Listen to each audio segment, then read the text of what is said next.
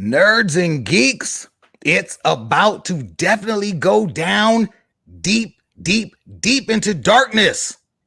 The legendary Nerd O Roundtable is here for a double dark dose of What If.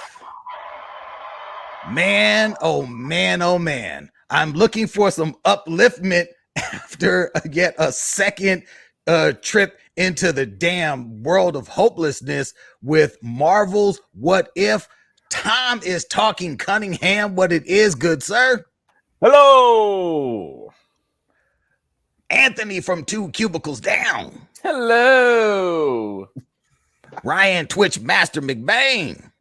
Hello there, children. And Mo Kelly. I say there. All right, so look here.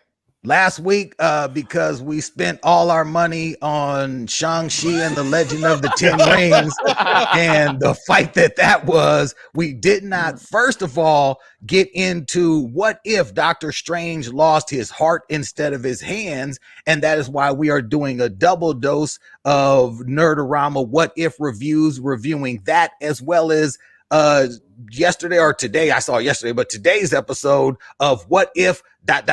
Zombies. All right, look, the Doctor Strange episode. I watched it again before watching the Marvel Zombies. Just say like, maybe it wasn't as dark as I thought. No, it's even worse. That is quite possibly one of the most depressing trips into anything animated ever. The sheer hopelessness of that episode, wringing every single iota of joy out of life. Like, what the fuck is going on with What If? The entire universe reduced to a man-size Crimson Bands of Cytorok coffin is a lot. I mean, Thanos didn't even do that. I needed a drink after that episode. I was like, yo, man, give me a drink. That was That was hard to digest afterwards. Jeez. Man. I mean, you have this guy who's going and abusing the time stone over and over and over again to save the love of his life, only to watch her die in one worse way after another. From car crashes to choking on pizza to just coronary. I mean, it's just, there was no helping this man. And every single time you thought, okay, they're going to turn the corner, they're going to do something. Hey, this is Disney, and have someone come in and save him. Someone talk some sense into him. No. It got to the point where the watcher was like, yo, this motherfucker's tripping. He's about to destroy the whole universe. Like, should I step in? Nah, I can't, because I don't even think he would listen. Yeah. I think you had to watch these episodes back to back within a short amount of time, because if anything, I think they paralleled one another, because they're both about love. They both use an infinity stone in a warped way to help save their loved one. One was on a very personal level as far as love, one-to-one, and the other was one-to-one, but also was on a global level, the implications. So I think that there are a lot of parallels. They're both black as shit. I can't call them dark. They were like midnight, blue-black dark. There was nothing emotionally redeeming about either of them. I didn't feel good about either of them. It's like when Thanos actually, I don't want to get too far ahead, but when Thanos actually showed up in the latest episode of What If, it's like, fuck it, that actually might be better than what we were looking at going in, because I didn't think there was any hope for anyone. So, I mean, when you look at the trajectory of how What If is set up, this trip into the MCU, and I thought it was going to go a different direction. I thought, with the first episode, what if Sharon Carter became, Captain America, and there was a lot of hope in that episode. And then they gave us, the what if T'Challa had become Star-Lord, which was full of, redemption and joy and just a happy ending. And I was like, wow, this is a really good, fun series to watch. And then they just said, no, it's not. And they hit us with, what if the Avengers had all died out the gate? And that's like, well, that's grim. What the fuck is that about? Like, what a dark turn. You want then grim? It got worse. Hold my beer. Right. Doctor Strange. Yeah. That was dark as well. Yes. I mean, it literally, I mean, I wouldn't even say the Captain Carter episode was that bright and uplifting. I mean, the same thing happened to her as happened to Steve Rogers. You got to suffer the heartache of, her having to get frozen in ice And if That episode- everybody's Yeah, gone. that But episode that's kind of final like 30 seconds though. Yeah. it kind of pulled at your heart a little bit. But these last 2 episodes and Last 3. Yeah, three, in a yes, row. but like they kept getting 3 in a darker and row. darker and darker. Yeah. And I think that Disney was like, okay, let's slow down here. Let's put some more Scott Lang in here because it's getting really fucking dark. Because like he ruined it for me in this episode. Because this episode might have been one of my favorites, but His the Futurama humor at head. the worst times and the stupid dad jokes just were not working for me. I just didn't understand how the Futurama head thing helps. Thank you. Yeah. And I also have a question. So here's a double question about now that we're into the current episode just briefly. 2 things. Thanos was inside the Wakandan shield, right? Mhm. He was. Okay. So if he gets the Mind Stone and snaps to kill half of life, Living. Mm. does anybody on the planet actually die? Because they're all not alive. No, right it now. On depends that planet, yes, but not throughout the universe. No, Yeah, no, but I know. I'm just yeah. saying on Earth, who dies when he snaps? But you're assuming that his mind is in the same state where he's thinking about half the universe in a zombie form. Well, that's true. So maybe he just turns everybody into zombies because Yeah. I mean, maybe. I mean, and if any of you have seen, the source material, the Marvel comic Marvel Zombies, which started off as a kind of a sort of a what if yet an Elseworlds kind of story, and it got so popular that they were like, okay, we have to turn this into its own thing.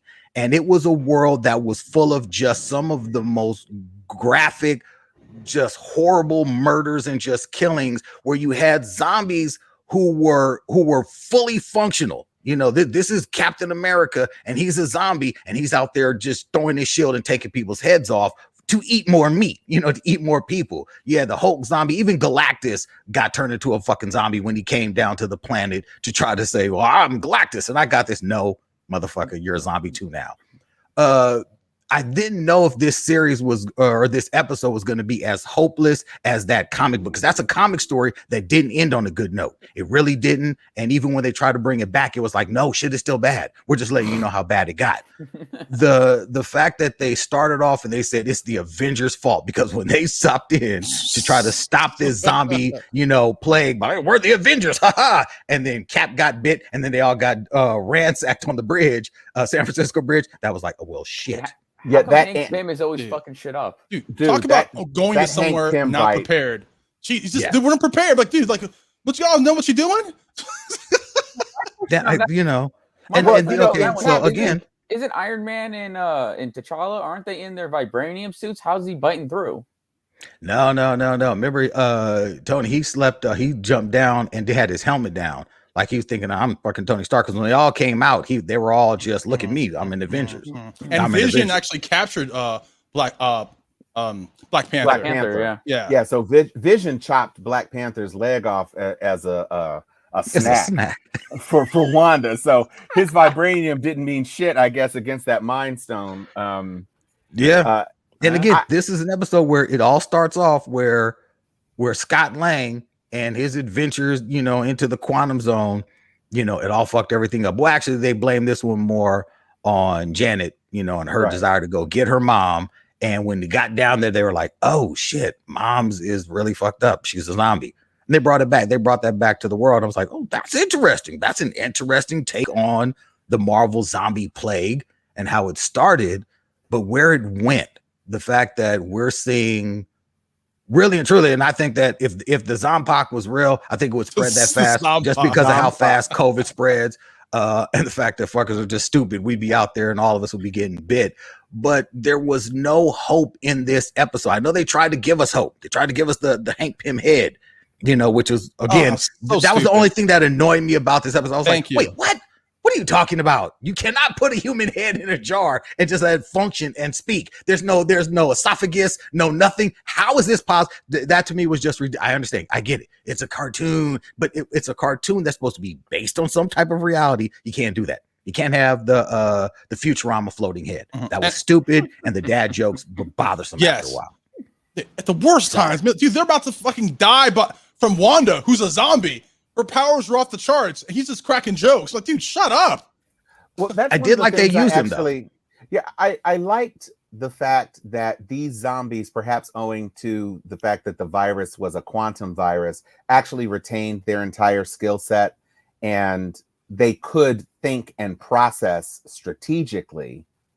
At least the Avengers exhibited that level of skill. Most of the regular humans didn't appear to be able to do that, but for the Avengers who did, and even the Thanos, so I guess maybe it's all meta beings. Thanos clearly had an agenda with his gauntlet that was not a challenge for him to continue to do whatever the hell it was he was going to do. We don't know because already Earth was a hot mess. But it was bleak because when we thought when Hope was blasted off, we thought, oh, Wakanda is fine, and they'll go to Wakanda and they'll figure it out. And it just looks like Okoye died for nothing. Well, and that I think it was dope the way they lined it up with the beginning of this episode, starting with the beginning of Infinity War, where Bruce Banner or the Hulk is beamed down back right into Strange's Sanctum Sanctorium or whatever, and he's like, hello, Thanos is coming. Oh shit, wait, where's everybody at? When they jumped out on the two dudes that came with the whole spiel of like, Ebony humans, Maw? you're Ebony Maw, and them like, you're about to die and blah blah blah, and they came up out the damn Doctor Strange temporal zone and just start fucking them up and eating them. I was like, oh shit, off the bat, this is bad. This is all bad. And I love how Mark Ruffalo, who made an appearance in this, was like, oh, hey, you guys are taking this a bit far. It was really, really dope hearing that was all the actors in it. Funny. That was dope. Can we give it up one time for the cape, which literally was caping fools in that episode? Yeah. I mean, thank goodness the cape couldn't have been infected because it would have been way left. But can you affect the cape? You can't infect the cape. Cape said, "Hell no, Zombie I ain't got cape? no blood. F your saliva. I'm good." We kept Peter all safe and everything, and that when Cape saving people was like, I mean, that was my Loki alligator of this episode. I loved Cape. Cape was dope. I love Peter Cape. was wearing cape. Who? Peter was wearing Peter. Right. Well, I didn't understand. At first, I was like, wait, is Peter supposed to become the Sorcerer Supreme or something? When I saw that little clip before, and I was like, oh, okay, so Cape is just caping for him. Yeah, I'm just down. I'm down with you, also, Spider-Man. How many actors actually did their own voices? I think the only ones who didn't do it in this was it was Spider-Man didn't. Spider-Man. Captain America had his brief comment. Yeah, and that's it. Yeah, that was somebody else. Yeah. But I mean, hell, even David Dastmalchian. Yeah, even he was in it. Yeah, I was confused for a second because it was Kurt and he had an XCOM badge, and I was like, "Wait, is this Nightcrawler?" I didn't remember the Kurt the Dalmatian character from Ant-Man, and I was like, "He's got the accent, but he's not blue. What's going on?" And then I actually had to Google it to realize that that's who it was. It was actually him. Yeah, it was him. No, very dope. I mean, look, Danny Guerra. Yeah. I mean, look, everyone else was back. To me. Yeah, no, and she I did. think that's great. I mean, you really see the actors are dedicated to this. Like they're really pulling them absolutely. In. And it's and Sebastian Stan with that end of the line thing. Yeah, that was it. Wow. He didn't sound like sad enough that he killed Steve. But he said Steve was dead for what? Yeah, he accepted it. He's like, you're dead, buddy. Look, he didn't even show any emotion when they cut Falcon in half. No, he tried to, but they weren't was like, sorry, but they weren't really like buddy yet, Well, looking at the timing of it, the timing of it, yes. Because remember, they connected as buddies after the snap, and the snap never happened yet. I don't know. I'm really, really hoping. I'm praying. Yeah, that I need next a break. week is the Thor. Is we the need party Thor episode. Look, no, we need that badly because if we get Gamora slicing off heads or oh my God, anything, it's just gonna be bad. Look, all I want is an episode that's like happy or all darkness. Don't like go darkness and then bring in some fucking guy on dad jokes. Some dad jokes only has the head and trying to be funny. Just give me all darkness or just stay consistent. That Just was go pretty back and damn watch a all Strange dark to me. episode. Yeah, You it want was. darkness, go watch Strange. Strange was dude, Strange is my favorite episode. Yeah, and here's this crazy thing. These episodes are dark, they're grim, they're horrible, but they're still some of the best television and some of the best, writing that we're seeing consistently from Marvel. They're sticking to a script and saying, what if this happened? And they're running with it. They're running with it. They're not afraid of doing anything because they just it's like they're given the candy store. They're the proverbial kids in the candy store, and they're able to just do whatever the hell they want. And it all makes sense. I would how do any of these then connect back? It could be. It seems like in the beginning, I could see it connecting back to the MCU. Now I'm like, I don't know how you get back to the MCU with any of this.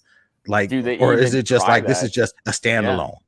Well, I think the good news is that it's pretty obvious that the ones that the only one so far I think that could connect is the Captain Carter one, because the rest of them end in such a final way that there really isn't anywhere to go with them. So, but they're already teasing the idea that Captain Carter is actually going to make an appearance.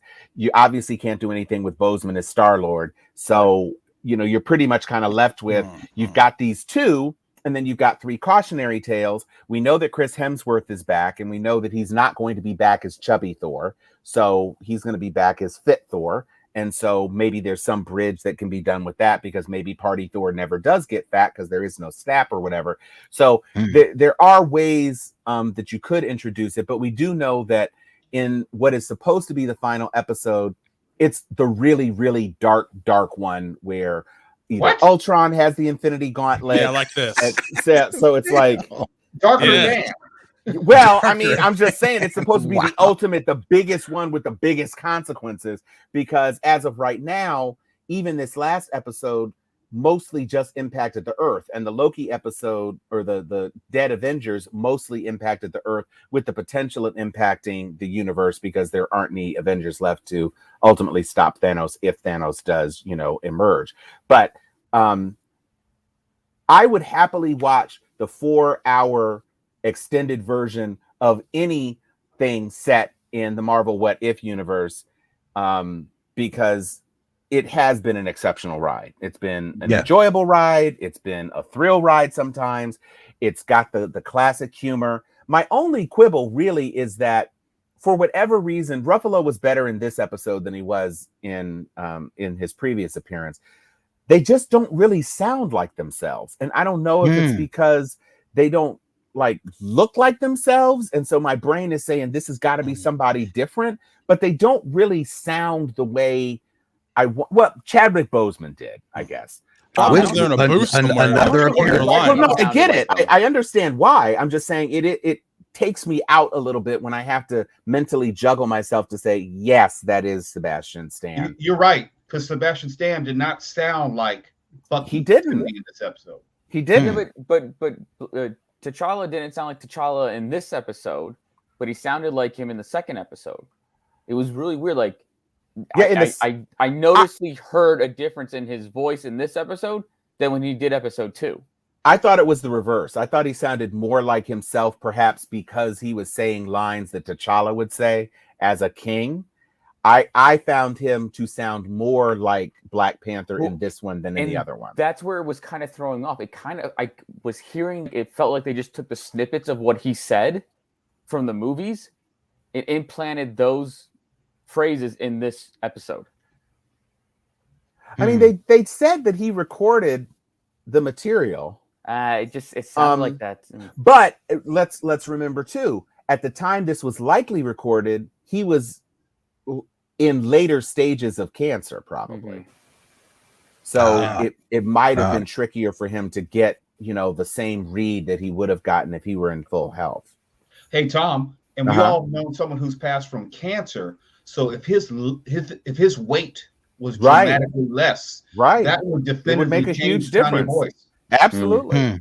Absolutely. Plus the musculature to support your voice. Yeah. Everything and it was colon cancer. So you figure all of the muscles around his diaphragm, everything that he would normally use to support a rich tone would be compromised. So Yeah. More darkness, great. Yeah. More darkness. Exactly. Right. More darkness on the way. I don't know. Stepping out of the Marvel Cinematic Universe for a second. Sure. Don't know if you guys have gotten into The Expanse yet. I saw the first episode. Look, The That's a good Expanse is start. by far one of the best sci-fi series ever put on television. I'm halfway through season 2. This shit is stellar. Stellar acting. Stellar. I mean, like, I thought season 1 was crazy. And then it just started getting deeper and deeper and deeper. And I was actually telling Mo earlier today, I was like, man, like, to me, this is like what I always imagined Star Trek could be. It just doesn't have the alien presence. And then they said, ha, got you. Gotcha. Here's your alien presence. Aliens are in effect in The Expanse. Yo, it's so gripping, so incredible to watch. I must apologize formally to all the Expanse fans who have constantly been hounding us to talk about this. They got Mo on board. I trust Mo's opinion. He said, like, yo, you're a hardcore sci-fi fan. Watch this. Damn it. You won't be disappointed. This shit is phenomenal. Phenomenal. Hey, we haven't got the Punisher too. Tom, I would say, since you like Star Trek Discovery, you would love The Expanse because it's heavy on the sci-fi aspect of it. So it's darker than Star Trek Discovery, but it's. I think Star Trek Discovery is a good analog as far as just the sophistication of how they go into the scientific aspect of it all. Okay, I'm gonna get into it. I'm sorry, I fell into a Good Wife hole after The Good Fight. And so I'm in season 3 of The Good Wife right now. Yes. And so I am looking for something to pump up the nerd quotient. And so The Expanse is my next thing for sure. But damn, the Florix, they are doing the most right now. And my fellow rattler, Anika Nani Rose, is bad as hell in this show. Woo, she is the truth. She is the truth. Yeah, she and I actually went to school at the same time. We were both in the Playmakers Guild, which is a part of the Essential Theater at Florida A&M. She was much more demure back then. She's the business in this show. She ruthless. Damn. Dr. Liz. Welcome to the party. I'm only gonna be here for a few minutes. Dr. Liz. Look, I can show enough dig that. And while we got you, we just had finished talking about both what if Doctor Strange had lost his heart instead of his hands, and what if Marvel Zombie. So while we have you, what were your thoughts on those two stellar yet super blackety black, blacker than the blackest abyss black episodes? Well, I still can't wrap my head around Doctor Strange caring so much because he's just such a jerk. And I do realize that he cares about being right and being this perfectionist. So I get that aspect. But I was like, but you do realize that I didn't think that you loved her in that aspect.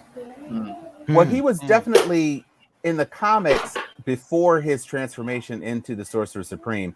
He was definitely more dickish than he was in the movies. In the movies, he was just more kind of a dilettante, but a guy who, to your point, was right. You know, he gets into the little beef with the other surgeon, but he's dancing to Earth, Wind, and Fire and doing all this other sort of stuff. He just wasn't as openly dickish and dismissive. Like in the comic books, he was a lot more like Peter Parker right before Ben got killed, when he was like, I got other things to do. Don't worry about it. Yeah, Ben died. And then, you know, Doctor Strange was the same way. He was like almost a playboy, you know, and you can't tell me shit and da-da-da-da-da.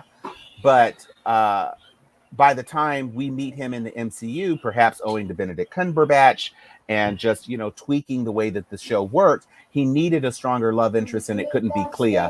So they introduced a human to be his love interest. And so I think that definitely tempered his personality. But his comics though can be kind of dark and strange. So that's why I was like, this is not too out of strangeness of Doctor Strange. But that what if the one that we just had last night, I absolutely I was like, this is just depressing. That it was. Yeah. Huh? There's only been like really one good like uppity beat episode so far, and that was episode 2. Yeah, that was uniformly upbeat. Yes. Yeah. Everything about episode 2 was sky high on cloud 9. Made you feel good. Yeah. Even the joke of Ego coming to an end, him saying, this world-ending connection here in the end in this diner, could bring an end to the universe. But it was kind of like an offhanded comment. You already had so much fun watching the episode, you didn't pay attention to what that could, pretend to happen there. But yeah, no, I mean, again, this is an episode where you're like, fuck, man, like, are you guys trying to make a point with this? Are you guys trying to say like forget everything you know about this joy and this love that you have of the MCU? We can go dark. Like, did someone like mess with them? Or are they like, yeah, we see what DC is doing with the dark, palette and just everything being red and black or whatever. Yeah, fine. Got it. We can go dark too. These episodes are the argument for the sacred timeline. No, seriously. Yes. Seriously. Yeah. These episodes are the argument for the TVA and the timekeepers, whether they're proxies or whatever. These episodes are the argument for why it's so important for the multiverse not to be messed with. One of the reasons why I love the What If, because in the MCU live action, usually it's the good guys win. Right. These episodes, you have no idea what's going to happen, who's going to die, where they're going to go. It can get real dark. Was Tentacle Monster from episode 1 same as Tentacle Monster from Doctor Strange? I don't think so. I think it was, because I think it was. Yeah. It was certainly the same. Yeah. It was the same animation cycle. Yeah. The only thing we didn't see was the eyeball to confirm it was Shuma Gorath. That, as far as I'm concerned, that's the only thing. But the tentacles looked exactly the same. Let's talk about the animation from episode 4. I think that's the best animation in the whole series so far. The Doctor Strange one. Well, they had to do the most, right? Because they were inventing all these fantastic creatures. They had to do all of this dystopian magic world. It was, we saw Dormammu, we saw some Kirby stuff.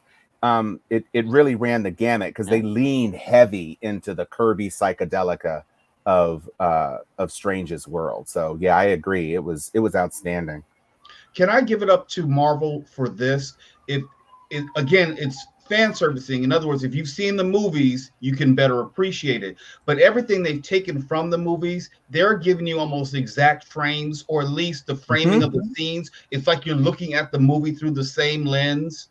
And it's almost like reaffirms, like when we saw Banner go to Earth, it looked like we're watching Infinity War when he fell through the stairs. It's straight out of the movie as far as the frame and vantage point. And I really do appreciate them doing that.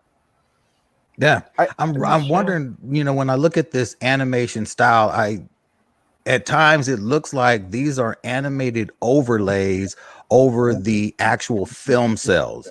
Like they either they matched it, like they matched up the storyboards, like scene for scene, or they just said, let's take these actual, film scenes and animate. Like sometimes even looking at the characters in their mouths, the way the lips don't match up, it looks like they could not get the animation right, like laying it over the actual actors' faces to match up with this. There's something strange about the animation style altogether. It's like it's a throwback animation style, but yet it's one that doesn't look necessarily like drawn. It looks like it's digitally created over what they have. Wait a minute. I just remembered why I had an unconscious problem with this last episode. Black Widow and Hawkeye were both turned into zombies before Vormir, where Thanos got the Soul Stone, and Doctor Strange was turned before he ever got to Titan, which is when Thanos got the Time Stone. But at the end, Thanos has the Soul Stone and the Time Stone, Gamora. and he's zombie, and he's on Earth already zombified. When by the time, remember when what's his face, when the two Corvus and Ebony Maw came, Strange to Earth, was already zombified. Strange was already zombified, and that was at the beginning of Infinity War, because Thanos doesn't even get to Earth until all the way at the end of Infinity War. Well, remember, he got the Soul Stone with Gamora, not with. Oh, that's right. That one. That's right.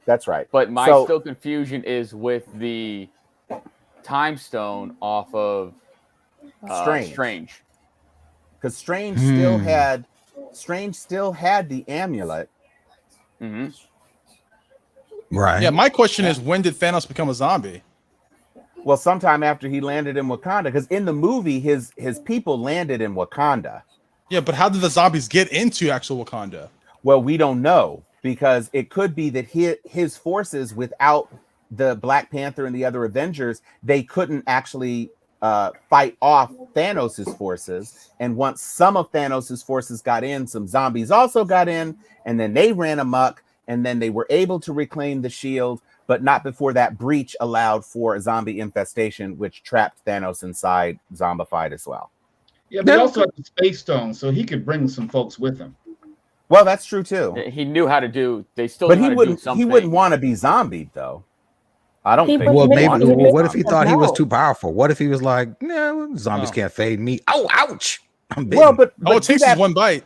But to that point, Banner was able to maintain himself because they couldn't bite through the Hulkified skin, and Thanos was certainly as durable as Hulk. It's not like a single human bite could penetrate Thanos's skin. I think I know what happened. So one of Thanos's crew got zombified, and they were stronger than the average zombie. That's so how like they were able Proxima Midnight or somebody, or Corvus Glaive, maybe someone like that. Yeah, could be one of the Wonder Bears. You know. Yeah, maybe. I'm just glad they explored the Thanos theory with Hope going into Carter and exploding her from the inside out. Yeah. When I saw that, I started laughing. I was kind of surprised. That was definitely an homage to the theory. I was kind of surprised that Hope didn't kill herself, as opposed to allowing herself to be converted as Giant Hope. And I thought you had to be still like contained in that suit when you go big or small. Like they busted that glass in that on her helmet, nothing happened. Yeah, and I don't think I don't know if that's a factor. That long. Huh? I didn't think they could either, because he made a point of saying he needed. Now he was much longer in Civil War than he was in the first. The second Ant-Man. But he needed orange slices at the end of that bigification. Right. She was. I mean, I guess she didn't need electrolytes because she was already zombie girl. But that tragedy of those zombies crawling up her ass as she was walking her final steps, man, that was. Yeah, I was like, man, that was sad. I was screaming at the TV like, brush them off, brush them off. Why are they climbing on you?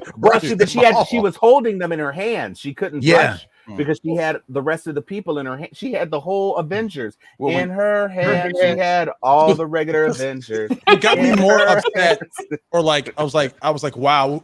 My biggest wow moment was Vision. What Vision did to Black Panthers, like he betrayed his friends. Yeah, I was like, dude, Vision. They weren't his friends. No, remember, Vision always said that they were doomed when he was talking to Ultron. So I don't think that he had any type of real affinity for humans. He was on the side of life. He said he wasn't on the side of Wanda. Right. I was before bros on that one. Well, hey man, that was cold. I don't think he had an answer. No, I don't think he had an answer, because when they asked him point blank, he's just like, "Hey man, you got me." He couldn't answer the question. He was like, "Go back, seriously, go back in that episode." He goes like, I don't know, man. She hungry, y'all. She hungry. No. Sorry, Dr. Liz. Okay, she left the room. Good. Oh, yeah, she bounced. Sometimes the pussy's that good. Like Bucky's like, oh, I'm gonna go look around. You? Vision was just like, hey man, you're not gonna like what you're gonna find out. You're not gonna like it. You're not gonna like it. So Bucky got caught up because he had Cap's shield and Wanda got him. That's what it was. Yeah. Because he tried shooting at Wanda and she threw all the bullets back at him. And then she threw him away. That's what it was. Yeah. Did he escape? Was that him hitting the plane? That was hilarious. No, Hope. No, I think it's just a random zombie at the plane. Yeah. Oh, she threw a zombie at the plane. Yeah. Well, did Bucky die as well? I don't think so. I mean, he was knocked away, and presumably, if he didn't land in a tree or something where he could use his robot arm to kind of stop his descent. Yeah, he's a super soldier. I think there's a fair chance Bucky is not dead. He was knocked out of the field of play. Captain America jumps out of planes all the time without a parachute. So Bucky, I'm sure, could land somewhere. Right. So we got Bucky, maybe, and we got Thor, and maybe got the Guardians that are still alive, possibly. Who knows? You got Hulk. I mean, look, Hulk. As long as Hulk stays Hulk, he ain't dying. He can trade blows with Wanda, and as soon as he saw them leave, he could have did a Hulk leap out of there. I'm like, fuck it, I'm out. And Thor is still in space because Banner got transported from the scene where Thanos killed everybody. Thor was still on that ship. So Thor has not been infected. He's floating. Well, he's with the Guardians. Maybe, perhaps. We don't know. Right. Yeah. Well, the Guardians hadn't made it to Earth at that point. So the Guardians presumably are and until Thanos gets the damn Mind Stone, because how in the hell is one-legged? How is one-legged Black Panther? You want to know what I want to know? Going to stop him from getting you know what? Maybe this would have been a time that the Eternals could have showed up. Well, maybe I this would have been their reason. Get turned into zombies. Although, again, it wasn't a regular infection; it was a quantum infection. So maybe that's true. That's true. Maybe. All I know is I'm like in the comic book. I'm trying to think who was one of the last people that we saw live in the zombies. I'm trying to think. I know Spider-Man was what he got turned early and was doing the most damage with folks. There were a lot of villains who were made. I can't remember who exactly made it to the end of that series when they were like, there's probably some hope. But I mean, look, some of the biggest, baddest folks, even Hulk in the comic. No. Man down. I'm should have got AT&T. I'm just freezing to be in solidarity with Twala. He was using the time stone again. Knock that shit off. That lag stone. Thank you. Well, I got a question on this one. For them not using Tom Holland to voice Spider-Man in this, was it? You think that was contractual because of Sony, or they're just? Oh, he probably cost too much. Tom Holland? Well, I don't know. I mean, I think it's contractual. I think it's probably contractual. Because remember, his Sony agreement was for X number of films. Mm-hmm. Yeah, not other projects. And they probably re-upped that because now, clearly Far From Home is going to be, or No Way Home rather, is going to be a huge mega whatever. And it's very interesting. We didn't talk about this yet. They actually moved up the Venom date. Yes, they did. had by threatened to move it 2022, but they have actually moved it to October 1st because I guess on the heels of Shang-Chi and they're breaking the records and the they figure that they can get a fair return on their investment in this movie. But now it's actually, I don't know if I agree. Yeah, but now films are actually going up against each other because you probably have Venom's October 1. It's October 1, yeah. You have Bond a week later. Mm-hmm. You have No Time to Die a week later. Oh, I don't know why I thought it was the 22nd or whatever, but yeah, okay, right. And then 3 weeks after that, you got Eternals. So now we're starting to see the competition in the movie theater. Well, maybe. Wait, when is Dune? That's October 2. That's the end of October, I believe. 20. Boy, that's a jam up. See, because exactly. I'll tell you right now, whether or not Carnage has a great opening weekend, if No Time to Die is right after that, No Time to Die is going to be the #1 movie of that week. Absolutely. Right. And we still got to see the box office returns from this upcoming weekend to see if Shang-Chi has the legs to carry it forward. So they may be preempting themselves, setting themselves up for failure. Like get one good weekend out of a film and then poof. Well, but I think there's even a Jeepers Creepers Reborn. Really? God damn, supposedly.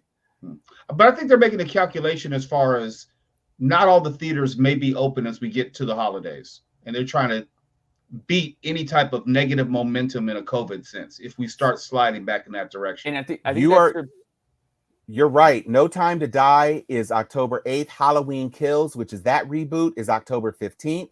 The Last Duel is October 15th. And Dune is October 22nd. Mm-hmm. So I think they're just stacking it. Just get everything in the theaters for now, and just hope everything works out and just keep steamrolling forward. Right. Question: is anybody here actually going to see Carnage? Yeah, I'm going to see it. I haven't decided yet. I'm not paying to go to the theater to see that. I'm sorry. It's not. I mean, it was the best way to put it. Expectations aren't high. No, it's not worth catching COVID. I'm just saying. I mean, well, it's A-list for me, so it's not a money thing. I now find myself a little intrigued. I am anticipating that it will suck, just because the first one was awful. So since I believe it will suck, it makes me think, well, why not see it just so that I can be a completist? Because what Sony appears to be doing is trying to incorporate and ingratiate itself into the Marvel hype juice as much as it possibly can. So I don't know, since it's not going to be HBO Maxi, and I don't know if I want to wait 45 days because that's going to cross into Eternals and everything else. So I don't know. Or No Way Home, whatever. Yeah, No Way Home. But my thing is, like, I bet you these are just, is it going to be great? No. Is it going to make money? Probably. No. Yeah. Listen, the reason this movie got made is that Venom made $890 million or whatever worldwide. Yeah. And this one certainly isn't going to do any better than Shang-Chi or F9 or Black Widow. So you're looking at half the gross. Tops. Half. Hey, Tom, since we were talking about Tom Holland contractually, since he's contractually beholden to Sony, can Sony pull a dick move and use Tom Holland, because they have the film rights to that Spider-Man, and do an end credit scene with Venom to set up No Way Home? I'm sure they could do that, but let's be real here. If Sony pisses off Marvel's already said and shown, look, you guys can keep Spider-Man because your Spider-Verse ain't shit without us. It really isn't. It's not. Yeah. They both need each other. Let's be real. Well, I'd say Sony needs Marvel more than. Oh, Sony definitely needs Marvel more. Yeah, but absolutely. I think it makes more sense to try to bridge them after multiverse when you've opened up the multiverse in the MCU. Because if you try to do it before, Venom and Carnage would then supposedly be in the same universe as all of the other MCU films, which doesn't track for me. But if you wait until after Multiverse of Madness, not Multiverse of Madness, after No Way Home, then it makes sense because you've already teased that Vulture, or at least and don't forget Mobius. His name. No. You teased Scorpion. You've teased Scorpion, but you've teased Vulture. Also in Morbius. Yeah. Yes. So you've already somewhat implied that something has happened between the universes, and Morbius is after No Way Home and before Multiverse of Madness. So it makes sense that that's the place that they would try to actually bridge it, because nobody wants to see Spider-Man in the middle of Venom and Carnage because it's all about Carnage. I will say the Carnage effects look good. It looks like when was Mobius supposed to come out? Because it's already been delayed. 8 years ago. Yeah, seriously. It's 2022. Sometime because it was supposed to be this year. Yes. No, it's supposed to be 2020. Well, no, I'm saying after the COVID bullshit. Oh. They pushed it back. It says January 28th now is the new release. 2022? 2022, yeah. Whew, that movie's like 18 months behind. Oh, yeah. For Venom, that looked old, so that Morbius might have the same thing. I mean, you know. Yeah. Well, I don't believe that Venom was actually released the year it was shot. It just looked Venom like was filmed in 2002. They just didn't want to tell us. No way. No, he's being funny, but there's a lot of truth to that. I mean, how it was written, how it looked. It's trash. No mention of social media. They had phones that didn't have email. Oh, that's right. That's it's like, when was this movie actually shot? They just finished the special effects later. Yeah. Everything about the movie was weird.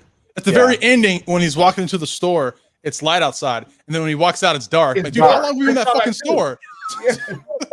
He was really looking at all the chicharrones, trying to decide. Really trying to find the right bag. Yeah, should I do mesquite this time?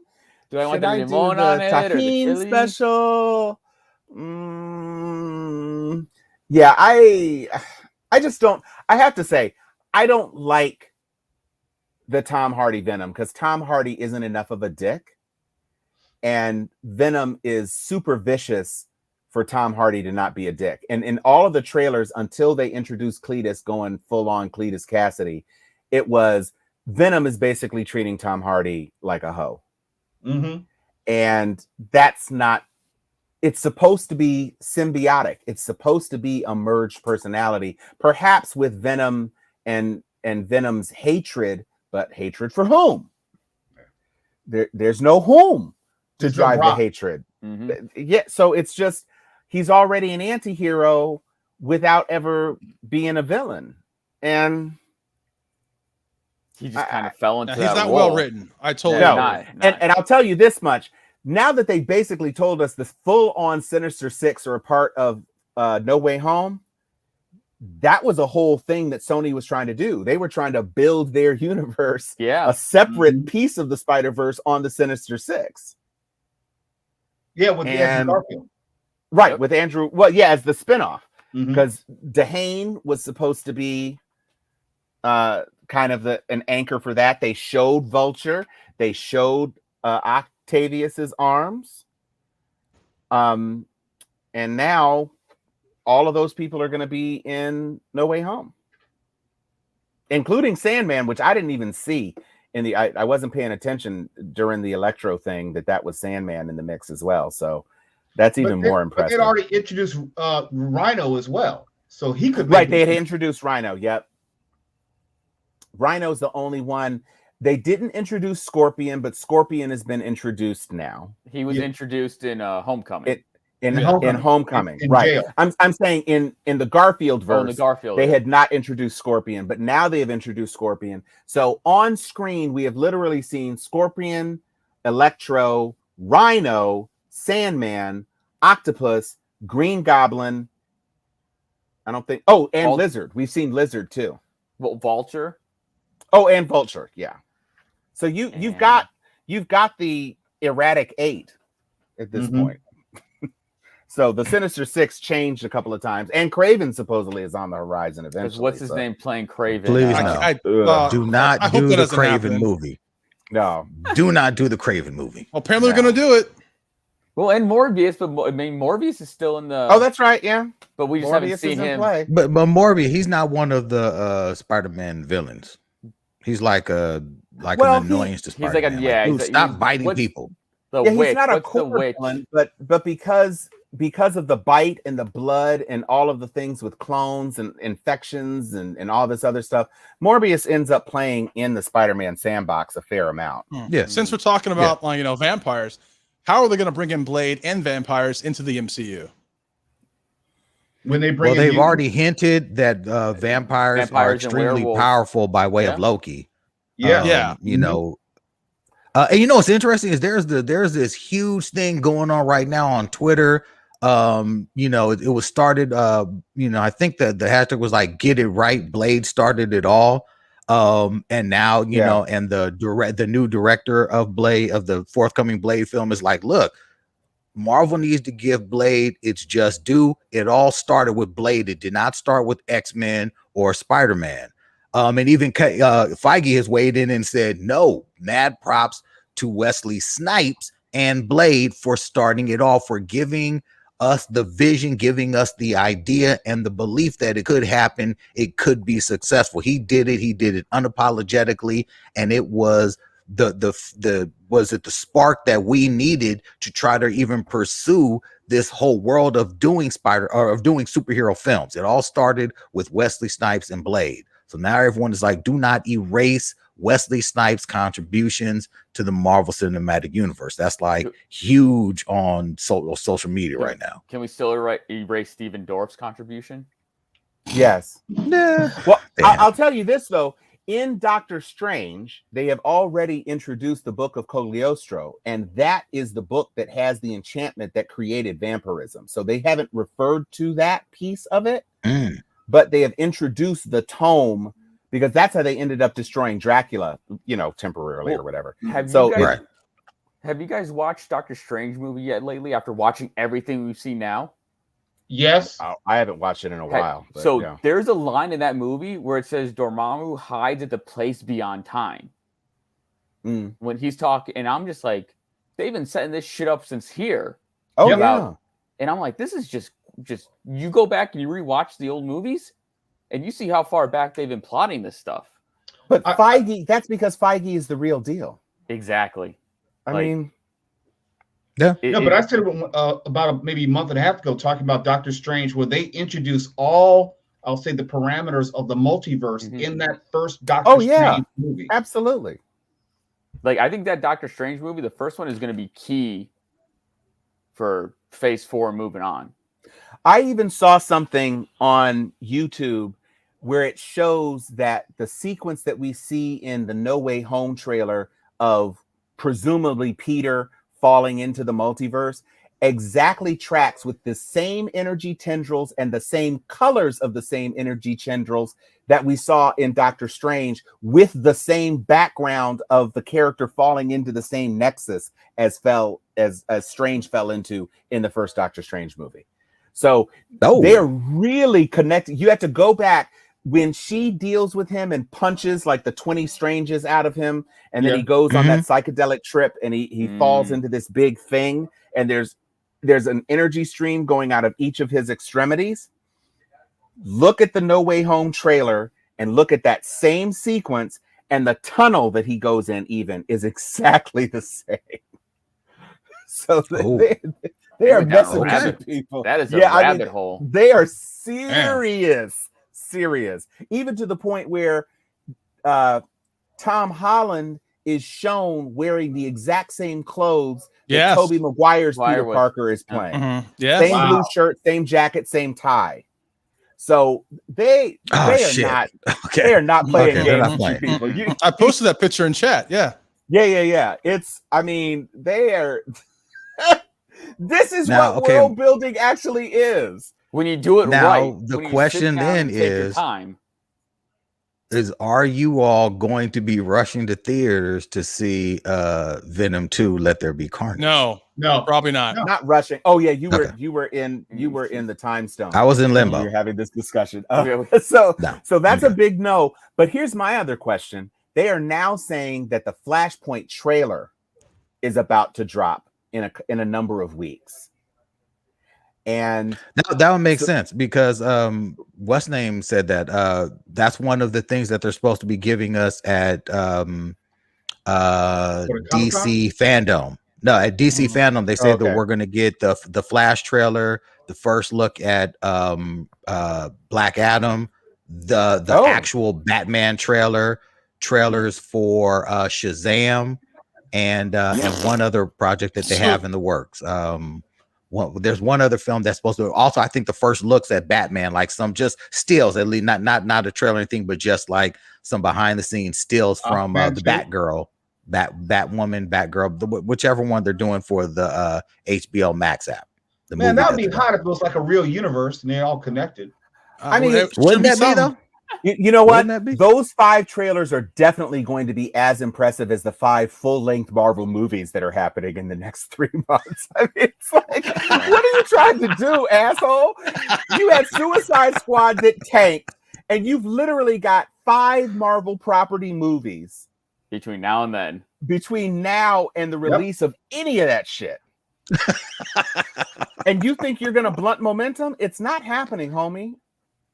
You know what's worse is I just got an announcement saying that my HBO Max app is leaving my platform. I have it on. I downloaded it on Amazon Prime, and now they're saying, you know, if you have a Vizio TV or you have any of these other devices, you'll be able to get HBO Max there, but no longer on Amazon Prime. I'm like, oh, well, I might as well cancel the fucking subscription if that's the case. What? Yeah, Prime is dropping HBO from their platforms, if you will, like a Prime stick or Fire Stick. They're not playing well with each other. They're picking HBO off, so you have to get it somewhere else, somehow else. You can get it off your PlayStation, you know. Right. Yeah, but right now I have a Fire Cube connected to my goddamn 4K TV, and that's where I got all my shit. I got my Paramount on there, Disney. Hulu. That's your business. Amazon. Right. Damn, that's your business. You better write Jeff Bezos that strongly worded letter. Yeah. Okay. it's going down. Yeah, I literally got the message today from them saying, "Hey, we're sorry to inform you, but you're going to be losing HBO Max on your Fire Stick. So get it somewhere else. Can't you get it on on Hulu? Isn't there some type of partnership on Hulu with HBO? Or am I wrong? I don't know. You're thinking FX. No, Hulu is Disney. I think you're right. Shit. I think I actually purchased my HBO Max subscription through Amazon, like you, Twala. So I'm gonna have to figure out how in the hell that's supposed. Oh man, you were pissing me off. Not you, Bezos. Yeah, I know, but it's crazy. You think Bezos would just buy Sony? He bought MGM, right? Yeah, he bought MGM, which got the Expanse off of Sci-Fi and put it on Amazon Prime. That's why the Expanse is on Amazon Prime. There's a funny story about that too. People wanted Bezos to buy Sony because in the contract with Spider-Man, they had it with a company came in and bought Sony. The Spider-Man rights would have went back to Marvel. Revert back to Marvel. So everyone was like, "Bezos, save us!" Damn. Bezos is like, I'd have to pull change out of a different couch to buy Sony. It's too far to walk in the house. Yeah, it's too far to walk. I'd have to get on my Segway to go to the couch that has the change to buy Sony. It cost because him I more emptied out the change. It cost him more money to look for it than it would for you, Jim. Just find it. Yes, I mean, God. Hey, Jeff Bezos owns Twitch, so therefore I love Jeff Bezos. That's all I want to say. You know, somebody I saw a meme today. I didn't check it out, but it certainly sounded true. That said Sears ended its catalog business in 93 and Amazon started in 94.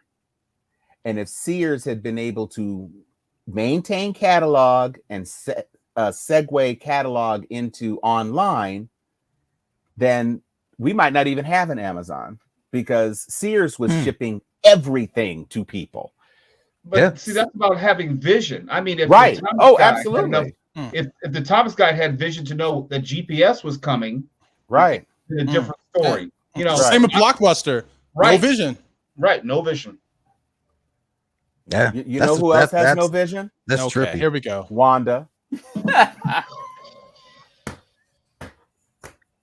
That was a little too easy, Tom. I think we saw that one coming. You should have jumped in on it then and not let me finish it. Damn. Alrighty, y'all. It has been an absolute gas. Is there anything besides The Expanse and the extended version of The Good Wife, The Good Fight? That we're missing. For some morbid reason that I'm still watching Titans. Oh my God! No, you know, Ryan. I tell you, it's morbid curiosity. It is. It's one of those. Trigon. Where are you going with this? Dude, I haven't watched it lately, but it is bad. It does. And here's the thing: I watch it thinking is this gonna get worse? I don't watch it like, oh, this is getting better. No, it just gets worse. See, well, So here's It the doesn't improve. I'm pot committed now. I can't stop watching. Ah, I gotta finish it. I'm pot Yeah. committed. Sorry. Oh is, man, is that a it first? is tough. That you, unless pot committed means something else in your household. No, talking about poker. Oh, got it. So, Witcher. Before we sign off, have you all watched Witcher, or just the two of you? I saw it. I liked it. I thought it was good. That was dope. And Very the dope. ending, the little reveal at the end, I was like, oh, Yes, it's nice. yes, That was nice. yes. See, Yeah. I could watch that Witcher if they Witchered Witcher like Castlevania. That would be a win for me. Yeah, that was good. I would. I'd be 125% in on that. You could just have that dude voice it. You don't need to do another live action, but they're already doing it. They swear people obviously. like it, I think it's and almost it's done. so bad. Yeah, it's I so just bad. It's okay. I just don't Yeah. like Cavill as Geralt with that stoic kind of neutral bullshit. I liked this Witcher. He was more like Tony Stark Witcher. He was glib, you're right. and you know, he had the action, he had the chemistry with the witch chick he was battling, and with his old school Peggy Carter chick. He likes them old, baby. He liked them old, baby. He liked them old. Yeah, He knocked liked them the old. dust off that thing. Okay. He was about that. He was like, I will still take it. you to the lake house, girl. I don't care. Oh shit! You're gonna break her hip. I'm just saying that. Look, that line was great. When she was like, "I'm almost 80 or whatever," he's like, "So am I." And ain't nothing but a number right here, girl. Okay, R. Kelly. Okay. Which is this?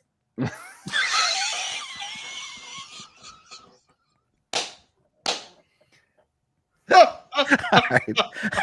I'm done. I'm good. Anthony, good sir. Take us out, brother. Good news, everybody. I am the immortal Iron Fist, protector of Kunlun, sworn enemy of Tom. Where is my Witcher suit? Make sure you watch The Seventh Day on Netflix for all those Exorcist fans out there. It's pretty damn good. Stars Guy Pearce. The Seventh Day? The Seventh Day. It has Guy Pearce, it has Keith David, and some other folks. Good stuff. Yep. If you like horror, old school horror, Exorcist stuff, multipass.